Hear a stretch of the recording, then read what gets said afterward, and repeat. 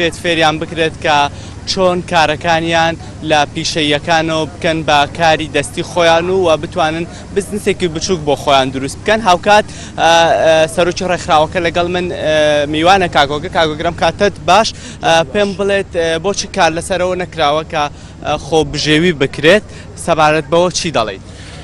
بەداخۆ جناب دەزانی ڕاستی ئێمە ئامادەی پیشەیمان هەیە، بەڵام ئەمە لە دوای دواوەی پرۆسەی پەروەردەیە. بەحقەت لە هەرێمی کوردستان لە ماوەی ڕابردوو کەلتورێکی خراپ بەوەی کە هەموو خەڵک دادەمەزرێت لە کەرتی گشتی و ئەوەی لە کەرتی گشتی نەبێ هیچ زەمانەتەکی نییە.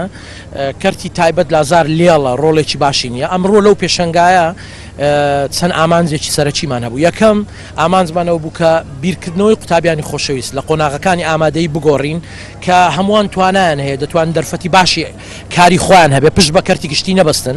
لێرە بە دواوە کەرتی گشتی ناتوانێت خەڵک دابمەزرێنێ، دەبێ بێنە مەیدان.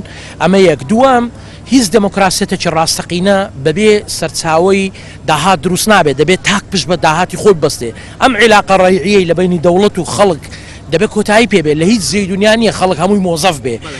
بەڵێ ئەمە بپرسم ئەوەی کە تا چەند حکوومەت هەرێمی کوردستان وای کردووە کە خەڵک تەنیا بیر لە دامەزراندن بکاتەوە بەبێ پلانێکی بۆ خۆبژێوی هەبێت. ئەمڕۆ گەر گوێگری وتارەکەی بەڕێوەبەری گشتی باین بەڕوونی بۆمان دەردەکەوت کە حکوومەت لازال وەکو پێویست ئەو کارەی نەکردووە.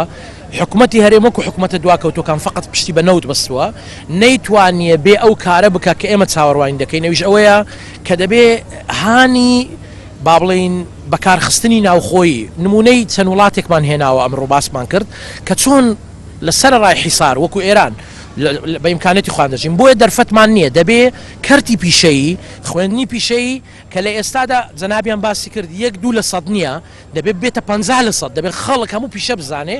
ئەمەش ئەوە بەشێکە لەو هەنگاوە، بەشێکە لە هاندان بە هاوکاری نەرویجیەکان کە چۆن هانی قوتابیان و حکوومەتی هەرێمیش بدەین کە ڕوو لەو کەرتە بکە.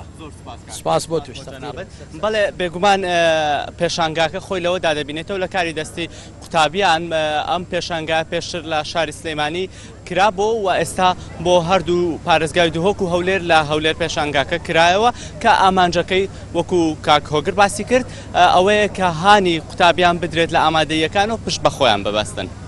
سپاس چۆمان بۆ خستنەڕۆی تەواوی زانیاریەکان و تەبێژی کۆمیسیۆنی باڵای هەڵبژاردنەکانی عێراق